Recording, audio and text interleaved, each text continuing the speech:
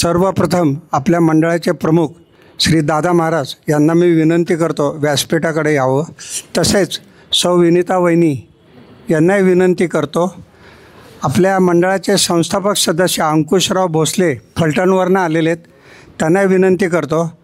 आणि आपल्या मंडळाचे आधारस्तंभ श्री दिनेशजी हल्याळ यांना मी विनंती करतो व्यासपीठावर सर्वांनी यावं. आज गुरुवार, आजच्या गुरुवारी महाआरती आणि महाप्रसादाचे मानकरी जे आहेत आपले कॅम्प भागात, कुठला एरिया आहे, भवानीपेठ भागात राहतात, श्री रेवचंदानी कुटुंब, श्री रमेश रेवचंदानी, सौ ज्योती रेवचंदानी, दोघे कुटुंब. गेले 2 वर्ष झाले रेवचंदानी कुटुंब आपल्या मंडळाशी निगडीत आहे. त्याच्या आधी मूळ त्यांना इथे यायला प्रवृत्त केलं ते आपले राजू शेठ मिलानी यांनी प्रवृत्त केलं. सर्वप्रथम ते आले. सिंधी कुटुंबातनं आहे पण स्वामीवर प्रचंड भक्ती आहे. रेवचंदानी कुटुंब 2 वर्षापासून येतं आहे. सतत दादांचं मार्गदर्शन असतं. त्यांची बरीच कामं दादांच्या मार्गदर्शनाने झालेली आहेत. अजून एक मला सांगायला आनंद वाटतो आहे, सौ ज्योती वहिनी रेवचंदानी यांचा कालच वाढदिवस झाला, तर आपण त्यांचं स्वागत करूया टाळ्या वाजून. Happy birthday. आज ज्यांच्या हस्ते आरती झाली त्यांच्या कन्या सौ नेहा सिंधी कोल्हापूरला असतात, ॲडव्होकेट आहेत, तिथे त्यांचं वकिलीचं काम चालतं. त्यांच्या हस्ते आरती झाली, त्यांचं अभिनंदन. आज आपल्या आरतीचे जे दुसरे मानकरी आहेत, आत्ता ते इथे उपस्थित नाही आहेत, आपल्या दादांच्या धाकट्या भगिनी सौ क्षमा काळे आणि त्यांचा परिवार, त्यांचा आज आपल्या अन्नदानामध्ये सहयोग आहे, त्यांचं आपण हे करूयात अभिनंदन. तर मी सर्वप्रथम दादांना विनंती करतो की त्यांनी रेवचंदानी कुटुंबियाचा यथोचित सत्कार करावा. श्री स्वामी समर्थ महाराज की जय. श्री स्वामी समर्थ महाराज की जय. श्री स्वामी समर्थ महाराज की जय. श्री स्वामी समर्थ महाराज की जय. आता पुढील सूत्र आपल्या मंडळाचे आधारस्तंभ श्री दिनेशजी हल्याळ यांना मी सुपूर्द करत आहे. श्री स्वामी समर्थ. आज गुरुवार अर्थात स्वामीवार दिनांक 4 सप्टेंबर 2025. स्वामींच्याकडे येण्यासाठी पहिल्यांदा आपल्याला बुद्धी यावी लागते आणि ही बुद्धी आली की मग सगळ्यांचं भाग्य उजळलं जातं. इथं ह्या ठिकाणी आलं की आपलं भाग्य उजळ हे नक्की समजावं. आपलं भाग्य नक्की उजळलेलं आहे. श्री स्वामी समर्थ. वाढदिवस म्हटल्यानंतर मला अजून एक असं आठवतं आहे की ऑगस्ट महिन्यामध्ये बऱ्याच जणांचे वाढदिवस असतात. त्याचं कारण मला माहीत नाही. तुमचा वाढदिवस आहे ऑगस्ट महिना, व्हेरी गुड. ऑगस्ट महिन्यातले अजून जास्त भाग्यवान. हो, त्याचं कारण असं आहे की सांगतो की आपल्या ताई माऊली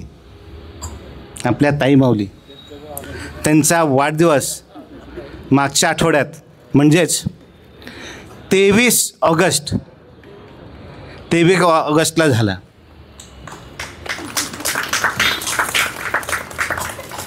समस्त स्वामी परिवारातर्फे आपल्याला खूप खूप शुभेच्छा. आणि सद्गुरूंना मी विनंती करतो की आपल्या स्वामी परिवारातर्फे त्यांना एक छोटीशी भेट सुपूर्द करावी. टाळ्यांचा गजर व्हायला पाहिजे.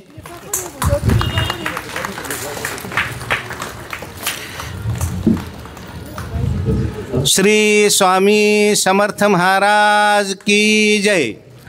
नगरहून आलेले तलरेजा परिवारातर्फे ताई माऊलींना इथं भेट देण्यात येत आहे. हे भेट द्यायचं वगैरे हे आहे ना, हे आपलं भाग्य आहे बघा. हे खरं की अशा थोर व्यक्तींचा सत्कार होतो आहे म्हणजे ह्या सत्काराचा हा सत्कार आहे, सन्मानाचा हा सन्मान होतो आहे. तर आपण किती भाग्यवान आहोत बघा ह्या ठिकाणी की अशा व्यक्तींचा सन्मान आपल्याला डोळ्यानं पाहायला मिळतो आहे. श्री स्वामी समर्थ. श्री स्वामी समर्थ. महिला प्रमुख शोभाताई हे आपला एक अनुभव इथं सांगू इच्छितात. श्री स्वामी समर्थ. श्री स्वामी समर्थ. आदरणीय दादा, ताई माऊली आणि सर्व स्वामी भक्त, मी फक्त 5 मिनटात तुम्हाला घेते, जास्त वेळ घेणार नाही आहे. मागच्या गुरुवारचा माझा अनुभव, काही कारणास्तव आम्हा दोघांनाही सेवेला येता आलं नाही. त्यामुळं आम्ही रात्री उशिरा 10:30 वाजता आलो. त्या दिवशी पाऊस पण भरपूर होता आणि आम्हाला वाटलं की आपण मंदिर आता बंद झालं आहे, बाहेरनं स्वामींचे दर्शन घ्यायचं आणि लगेच घरी जाऊया, या विचाराने आम्ही इथपर्यंत आलो. आणि इथे आल्याबरोबर साक्षात गुरुवारी दादा आणि ताईच आमच्यासमोर उभे राहिले. ते दोघंही ते बसले होते. पाऊस असल्यामुळे ते कुणीही घरी लवकर गेले नाहीत. 10-15 सेवेकरीसुद्धा त्यांच्यासमोर थांबले होते. मग ही सगळी स्वामींचीच कृपा आमच्यावर होती. आम्ही थांबलो, बसलो थोडा वेळ, दादांची थोडी सेवा चालली होती.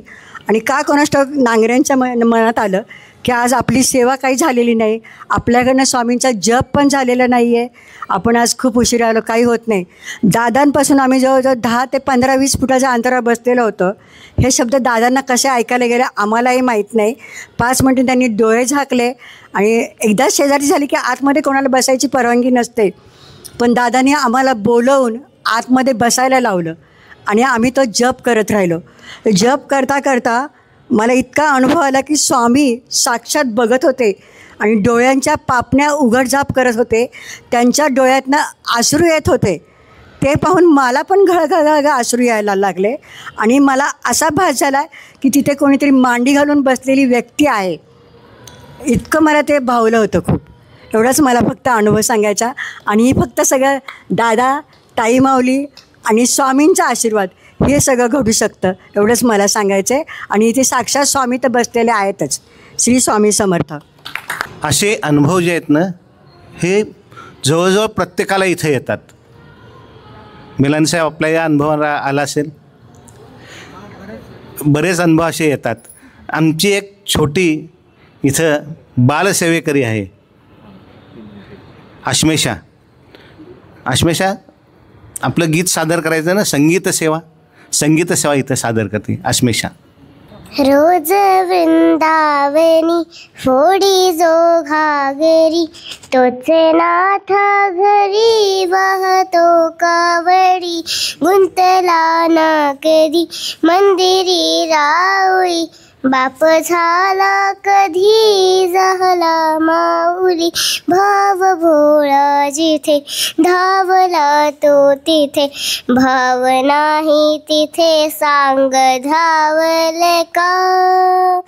बघ उघाडून दार अंतरंगातला देव गावल का, बघ उघाडून दार अंतरंगातला देव गावल का, बघ उघाडून दार अंतरंगातला देव गावल का.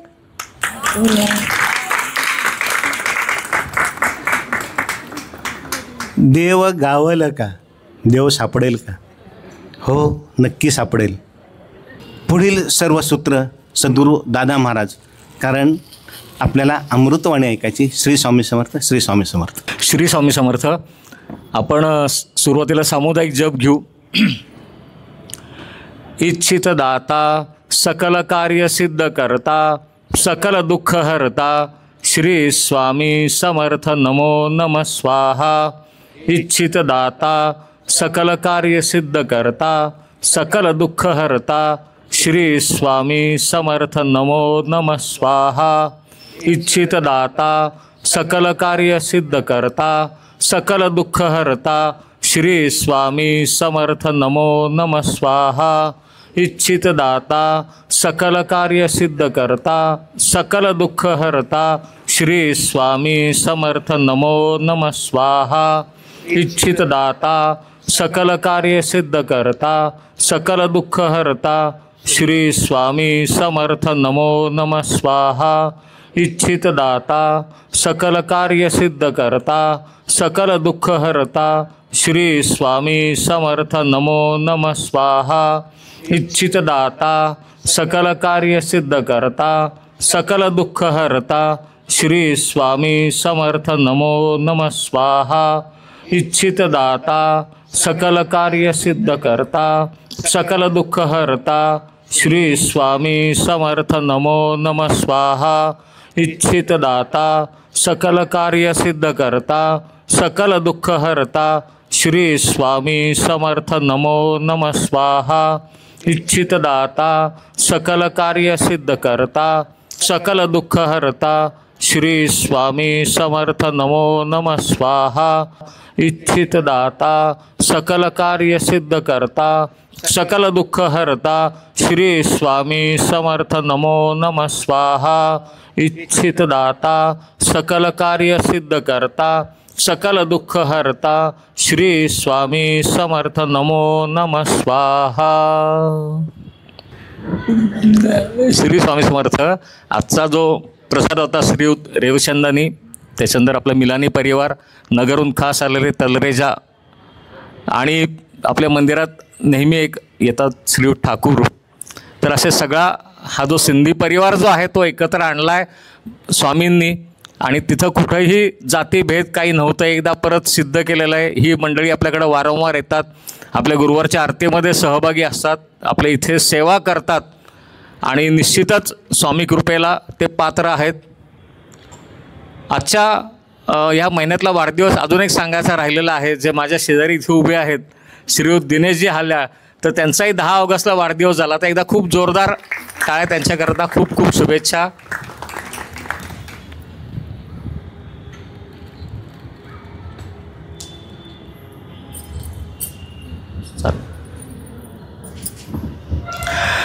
आता इतके सगळे सिंधी बांधव इथे एकत्र आल्यानंतर, आणि नुकताच त्यांचा पण एक उत्सव साजरा झालेला आहे, चालीहो. जो उत्सव साधारण आपल्या गणपती किंवा आसपास येतो, मला वाटतं जून जुलैच्या आसपास तो येतो. तो श्रावण महिन्यामध्येच तो असतो. तो हा उत्सव किंवा थोडीशी जी काय थोडीशी माहिती आहे ह्यांच्या, अशाच मिलनी साहेब किंवा रविचंद्रन यांनी जी सांगितली त्यानुसार थोडंसं माहिती या संदर्भात. हा जो उत्सव आहे, श्रावण महिन्यात सुरू झाला की आपले जे उत्सव सुरू होतात तसे अनेक इतर उत्सवसुद्धा असतात त्याच्यामध्ये. की आता नुकतंच जैन बांधवाचं पर्युषण संपलं. हा जो उत्सव 40 दिवसांचा उत्सव, मग तो का केला किंवा कशाकरता केला गेला असेल तशी माहिती थोडीशी देण्याचा प्रयत्न करतो. अखंड पूर्वी जो आपला हिंदुस्थान फाळणी झालेली नसताना त्या काळामध्ये, म्हणजे जुन्या काळामध्ये, हा सिंध प्रांत जो होता तो त्यावेळेला आत्ताच्या पाकिस्तानमध्ये आहे, पण त्याला अखंड ही भूमी एकच होती सगळी.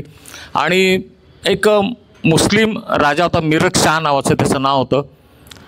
आता त्या मिरक शाहने असा एक फतवा काढला, जेवढे उपस्थित लोक आहेत त्यावेळचे हिंदू लोक जी आहेत त्यांनी मुस्लिम धर्म स्वीकारावा, अन्यथा मरणाला सामोरं जावं. म्हणजे पूर्ण पर्याय दुसरं काही नाही त्याच्यामध्ये, मुस्लिम व्हा नाही तर मरा. त्यावेळचे जे काही त्यांच्या मोठी जी लोकं होती, प्रस्थापित जेवढे लोक होते, त्यांनी मिरक शाहकडे सगळे एक 8-10 लोक त्यांची ते एकत्र सगळे गेले तिथे. मिरक शाहला सांगितलं की आम्हाला थोडासा तरी अवधी द्या, काहीतरी विचार करायला. मिरक शाहने सांगितलं ठीक आहे, अमुक अमुक इतके दिवस आम्ही तुम्हाला देतो, पण तुम्हाला पर्याय काही राहणार नाही, तुम्हाला मुस्लिम धर्म स्वीकारावाच लागेल. तो अवधी तर मिळालेला आहे, थोडंसं आपण कसं आजचं मरण उद्याच्यावरती. त्या अवधीमध्ये काय केलं, सगळ्यांनी मिळून समुद्रकिनारी तिथे त्या लोकांनी प्रार्थना करायची ठरवली. कोणाची प्रार्थना, की त्यांचं जे आराध्य दैवत होतं वरुणदेव, जलदेव होता, त्याची प्रार्थना करू आपण म्हणले. ही प्रार्थना करताना खूप कडक उपास सगळ्यांनी कबूल केला. आपण कडक उपास करायचे, कोणी दाढी केस कापायचे नाहीत, साधं जीवन जे म्हणतो, साधे कपडे चामड्याचं वापरायचं नाही, कोणी हांतरून पांघरून न घेता जमिनीवर साधं सतरंजी त्यावेळेचं जे काय असेल तसं ते झोपायचं. थोडक्यात म्हणजे आपण गुरुचरित्र जे पारायण करतात असे जे साधक असतात ते जे नियम पाळतात तसे नियम पण पाळायचे आहेत आपल्याला. जोपर्यंत आपला भगवंत प्रसन्न होत नाही, जोपर्यंत आपल्याला वाचवणार नाही तोपर्यंत. किती दिवस लागतील माहिती नाही. उपासना तर सुरू केलेली आहे, एक दिवस जातोय. बघा उपास किती त्यावेळेचे कसे कठीण असतील त्या लोकांनी. आपण एक दिवस एकादशी म्हटलं तरी आपण 10 पदार्थ करतो. एकादशी दुप्पट खाशी म्हणतो तसं मला खूप ह्या लोकांचं खूप कौतुक वाटलं. म्हणजे मुस्लिम धर्मसुद्धा जेव्हा त्यांचे रोजे सुरू असतात खूप कडक पाळतात ते. ख्रिश्चन लोक चर्चमध्ये रविवारी जाणार म्हणजे जाणारच. आपलीच लोक अशी आहेत त्याच्यामध्ये कुठेतरी पळवाट काढतील. उपासाला हे अमुक अमुक चालतं, सेवा अमुक अमुक पद्धतीने केली तर चालती. अर्ध्या तासाचे 10 मिनटात संपवतात, चला पळायचं. कुठंतरी शॉर्टकट मारत त्याला चाललेले असतात. आपलीच लोक, आपलाच धर्म तो. ह्या लोकांनी, त्यांना माहिती नाही किती दिवस आपल्याला उपास करायचे आहेत. सुरू तर केलेलं आहे. साधी राहणी, केस वाढलेले आहेत, दाढ्या वाढलेल्या आहेत, पण त्याच्याकडे लक्ष नाही. तो भगवंत लवकर प्रसन्न व्हावा आणि आपल्याला हे संकटापासून वाचवावं. तळमळीने ह्या सुरू केलेले उपास खरोखरीच एक दिवस फळाला आले. समुद्रातनं त्यांना दिसलं समोरनं कोणतरी एक मोठाच्या मोठा सोनेरी मासा आहे. त्या माशावरती कमळाचं फुलात एक कोणतरी बसून आलेले, पांढरी शुभ्र दाढी, तेजोमय एकदम खूप तेज आहे त्यांच्या चेहऱ्यावरती. आणि ती व्यक्ती पुढं येते अशी त्या समुद्रातनं. आणि त्यानं सांगितलं की बाळांनो, मी आलेलो आहे, तुम्ही आता काळजी करू नका. थोडे दिवसात मी अवतार घेईन. त्या अवतारामध्ये जे तुमच्यावरचं संकट असेल ते दूर होईल. त्याला थोडासाच अवधी बाकी आहे आता फक्त. तुम्ही अशीच उपासना सुरू ठेवा. अवतार कुठे घेणार, काय घेणार, हे सगळं सांगितलं त्यांनी. ज्या स्त्रीच्या पोटी, तिचं नाव होतं देवकी आणि रतनचंद लेहिया त्यांचं आडनाव, त्यांच्या पोटी मी अमुक दिवशी अवतार घेणार. तो दिवस कुठला तर चैत्र शुद्ध पाडवा आपण जो आहे त्याचा दुसरा दिवस, चैत्र शुद्ध द्वितीया. महाराजांचा पण अवतार घेण्याचा तो दिवस आहे. हा अवतार ज्या व्यक्तीने सांगितलं होतं त्या व्यक्तीने बरोबर ते सांगितल्याप्रमाणेच तिथे लहान बालक त्या देवकीच्या पोटी जन्माला आलं. दैवी बालक होतं ते. दैवी असतं की कसेही लहानपणापासून चमत्कार करायला सुरुवात करतात. हे चमत्कार त्या मिरकशहाच्या कानावरती गेले. काय त्यांनी केले असतील, त्याच्या कानापर्यंत जेव्हा गेल्यानंतर हा बालक राहिला नाही. अगदी थोडक्या अवधीमध्ये तो कुमार अवस्थेपर्यंत पोचला. हा सुद्धा एक चमत्कारच होता. मिरकशहाला त्यांनी जाऊन सांगितलं त्यावेळेला. तोपर्यंत मिरकशहाची राजवट असेच मुदतवाढ करत आपल्या लोकांनी मरण पुढं ढकलत नेलं होतं. तरी पण जेवढं मुस्लिम धर्मांतरण जेवढं शक्य तेवढं तो करत होता. आणि एक दिवस असा आला की त्यांनी मिरकशहासमोर दोघंही उभे राहिले. तो मिरकशहा समोर आहे, समोर हे बालक आहे. आता ते बालक, त्याचं नाव त्यांनी ठेवलं होतं त्याला दर्यालाल. कारण हा दर्यातनं आलेला देवतेने जे दिलेलं होतं, जो प्रसाद दिलेला होता. पण त्याच्यामध्ये सुद्धा एक चमत्कार असा घडला, जेव्हा त्या बालकाला पाळण्यामध्ये ठेवलं तर तो पाळणा आपोआप हलायला लागला होता. त्याच्यावरनं त्यांनी सांगितलं की हा पाळणा झुलतोय, त्याला झुलेलाल पण आपण म्हणू. ह्या ज्या गोष्टीत आपल्याला अतार्क्य वाटतात की आपोआप पाळणा कसा हलायला लागला, आपोआप कसं त्याला तो हेलकावे बसायला लागले, हे दैवी अवतारच असे असतात की जेणेकरून लीला म्हणता येईल. चमत्कार किंवा जादू नाही, ही लीलाच आहे त्यांची. आणि मग त्यांच्या वाणीतनं जो बाहेर पडेल शब्द तो समोरचा मनुष्य कशाला नाही म्हणेल. त्यांनी मिरकशाला सांगितलं की तुम्ही मुस्लिम आहात, तुमचा देव जो आहे, तुमचा देव तुम्ही मानता, तसं आम्ही पण हिंदू आहोत, आमचा देव आम्हाला मानाची तुम्ही परवानगी द्या. काही उदाहरणं सांगितली, काही पटवून दिली त्यांना. आणि मग शेवटी असं मिरकशाला वाटलं की अरे बाबा, हे बोलतात ते इतकं सत्य आहे. आपण इतके दिवस उगतच इस्लामीकरणाच्या नादी लागलो होतो, आपण उगतच इतक्या हत्या केल्या. कारण इस्लामामध्येच सांगितलेलं की कोणाचं बळजबरीने तुम्ही धर्मांतर करू नका, कोणाला बळजबरीने मुस्लिम तुम्ही बनवू नका. हे सांगितल्यानंतर तो मिरकशहानी शेवटी सांगितलं की आजपर्यंत झालं एवढं, आमच्याकडनं ती चूक झाली, इथून पुढं धर्मांतर कुठलंही केलं जाणार नाही. आणि मग संपूर्ण आपला जो हिंदू समाज त्यावेळेचा होता की त्याने आनंद उत्सव म्हणतो असतो तो साजरा केला. आणि मग जो अवतार होता जो झुलेलाल, त्याचं आज सिंधीचे आपण बांधव सगळे इथे बसलेले आहेत, ते त्यांचं आराध्य दैवत बनलं. जसं आपण स्वामींचं करतो तसं त्याचं एक आराध्य दैवत बनलं. आणि हा उत्सव त्या तीर्थ साजरा केला. कारण 40व्या दिवशी समुद्रातनं भगवंत आलेले होते. 40 दिवस ह्या लोकांनी जे जप तप केलं त्याचा कुठेतरी सन्मान, त्याच्या मनामध्ये आपल्या त्याची एक आठवण म्हणून ह्या लोकांनी पण हा उत्सव सुरू केला. 40 दिवसांचा होतो, त्याला तो चाली हो जो म्हणतात तो. आता ह्या 40 दिवसामध्ये त्यांचे अनेक विधी आहेत. मला वाटतं एक बहराणा असं एक आहे ना, का ते मातीचं मटकी आट्याचं तयार करतात आणि त्याला तो लवंग आणि असं पिस्ता वगैरे असं हे कुचून त्याला तो ते 40 दिवस आपल्या घरात थोडक्यात भगवंताची ती प्रतिकृती आणि मग 40व्या दिवशी ते परत जलदेवतेलाच ते अर्पण करतात. ते हा उत्सव हे सगळे आज इथे बसलेले आहेत म्हणून थोडंसं माहिती यांनी सांगितलेली आणि थोडीशी मुद्दामून वाचलेली होती. त्याच्यामध्ये चुकलं काही असेल तर तुम्ही दुरुस्त करू शकता. हा वाचायला मिळतं हे मला काही थोडं सुटलेलं नाही अजून. हां हे आपल्याला कसं काय वाचेल बरं ह्याचं फोडत आहे मला ते बुद्धी देतात काय कळाला. अशा ह्या आपल्या सगळ्या समाज बांधवांच्या बरोबर आज आपला गुरुवार आपल्याला साजरा करायला मिळतोय.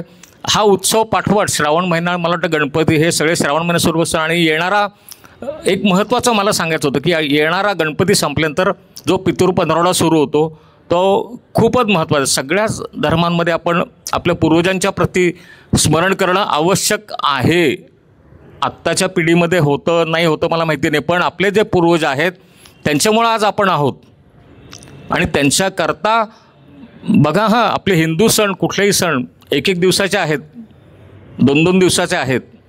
गुढीपाडवा झालं, दसरा झालं किंवा इतर दिवाळी म्हणा 5 दिवसाची दिवाळी आहे, नवरात्र आहे 9 दिवसाचा आहे, गणपती 10-11 दिवसाचे आहेत. पण पितृ हा 15वडा आहे.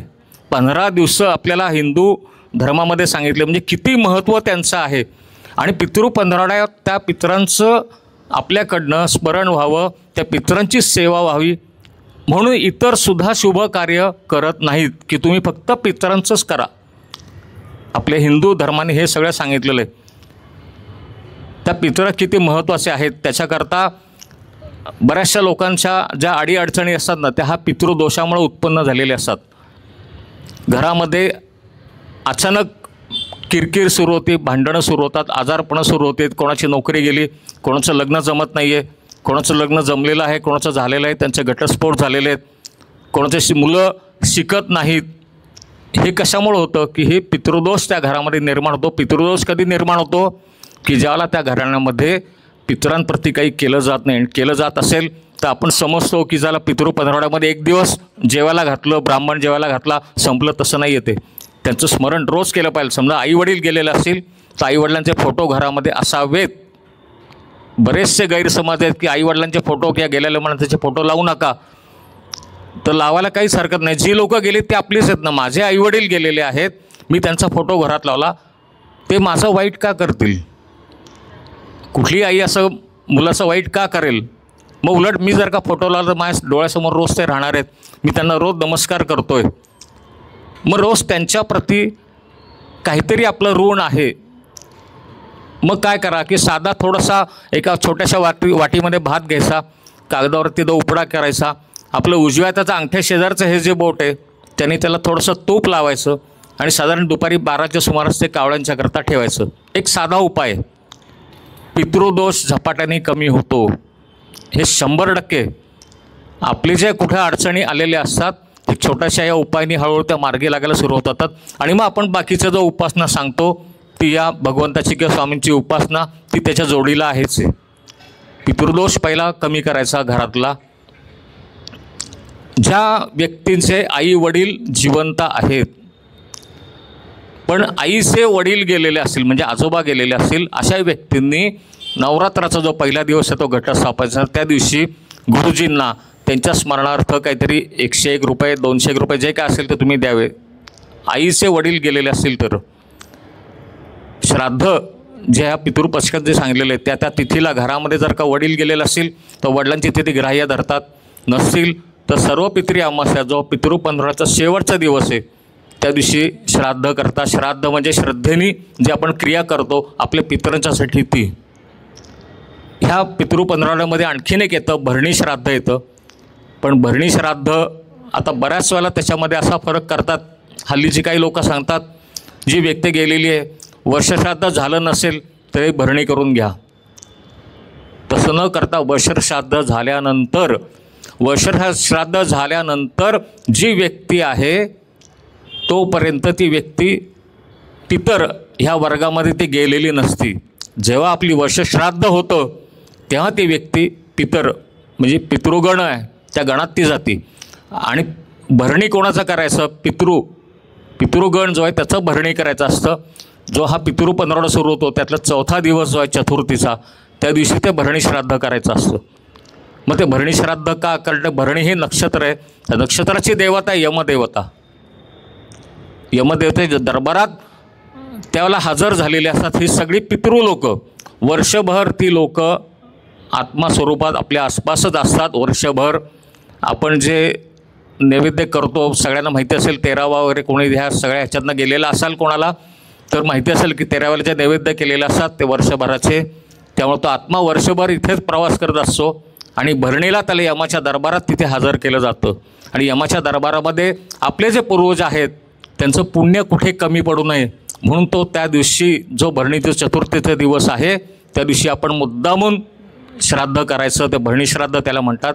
की इथून आता हे असं आहे की इथून केलेलं तिथपर्यंत पोचतं का, तर नक्कीच पोचतं. वासना रूपात ते गेलेलं असतं. आपण बघितलं असेल 10व्याला जेव्हा तो पिंड ठेवतात आणि सगळे लोक वाट बघत असतात की तो कावळा त्याला शिवला तर सुटला तो मनुष्य असं म्हणतात. पण तसं नसतं. ते तो कावळा शिवतो पण कधी जेव्हा त्या पिंडामध्ये त्या प्रेताचा आत्मा तिथे असतो जोपर्यंत त्याच्या मनातली इच्छा पूर्ण करत नाही. बऱ्याच वेळेला असं तो कावळा शिवत नाही, काहीतरी इच्छा राहिलेली आहे. मग कोणीतरी बोलतात नातेवाईक, बरं आम्ही अमुक अमुक एक गोष्ट करू. मग गेलेल्याची मुलं असतील, लहान असतील, मग कोणीतरी बोलतं आम्ही या मुलाचं सांभाळ करू. तेव्हा तो आत्मा तिथून निघतो आणि कावळा त्याला शिवतो. आणि मग आपला समज असा आहे की हे एकदा झालं की संपलं, तो गेला, त्या मार्गाला लागला, त्याला मोक्ष मिळाला. तर तसं नाही आहे. त्या मोक्ष मिळाला अनेक हजारो वर्ष लागतात त्यालासुद्धा मोक्ष मिळायला.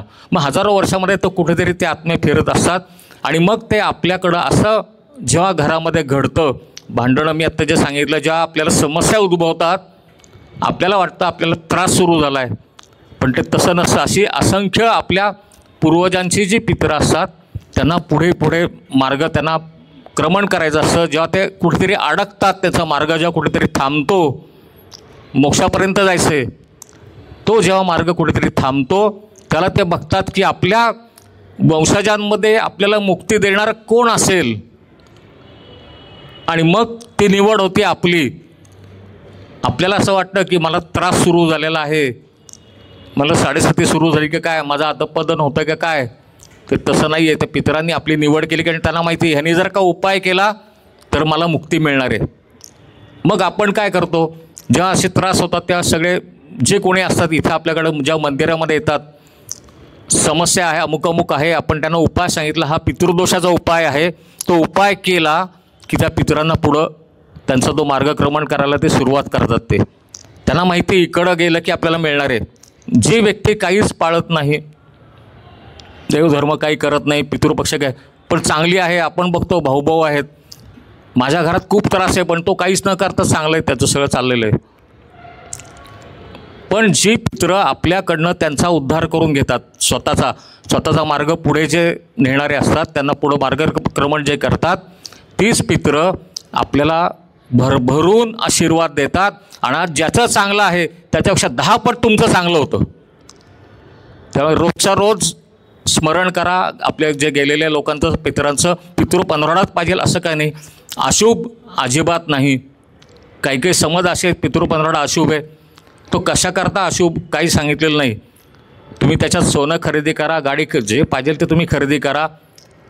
आपल्याच पितरांच्यासाठी आपण त्यांचं स्मरण करून करा. फार तर तुम्हाला गाडी घ्यायची ना पितृ पंधरवड्यात, समजा आई गेली असेल, वडील गेले असतील, त्यांचं स्मरण करा, ते घ्या वस्तू.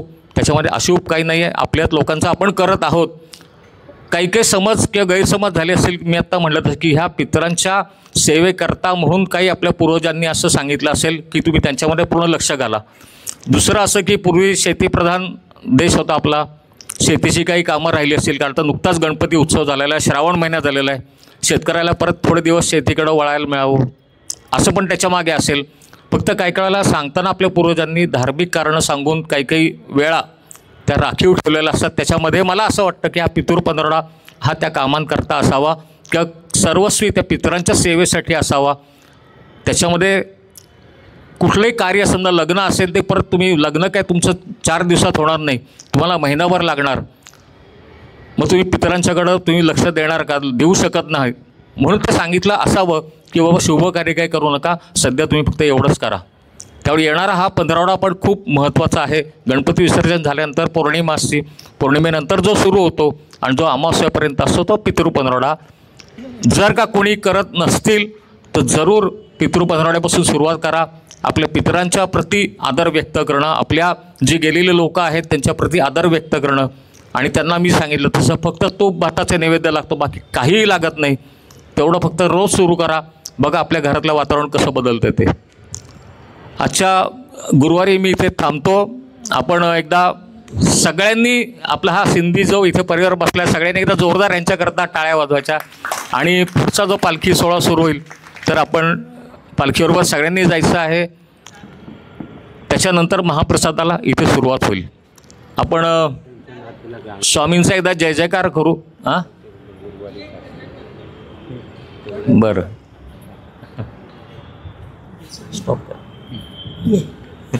अरे वा, मोठे झाले.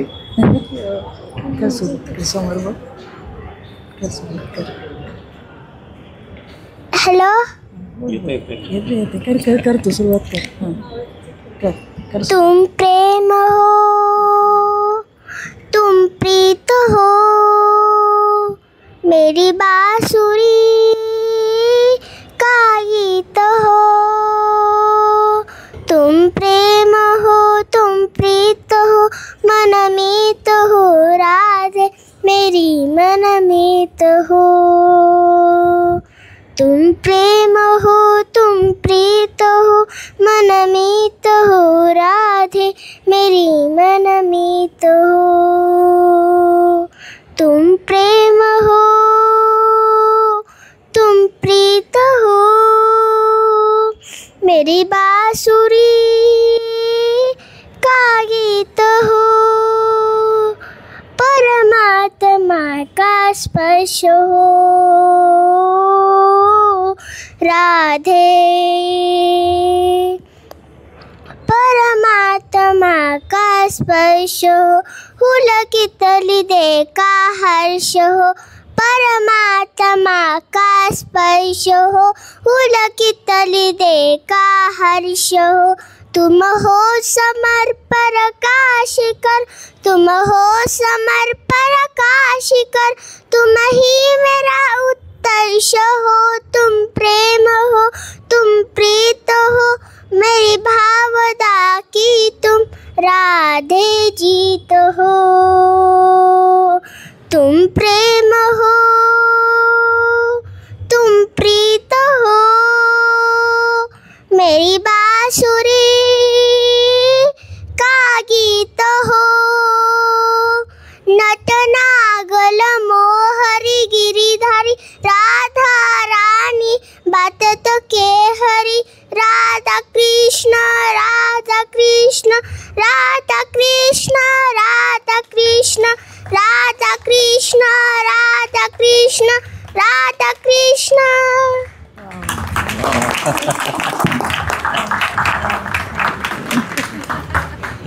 स्वामी ने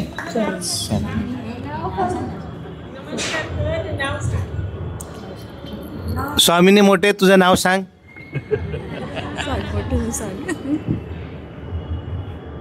माझं नाव आहे स्वामिनी अनिकेत मोटे.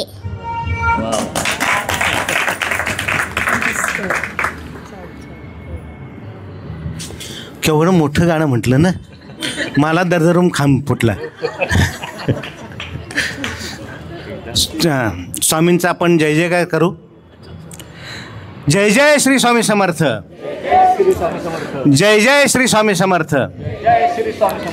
जय जय श्री स्वामी समर्थ. श्री स्वामी समर्थ अण्णा महाराज की जय.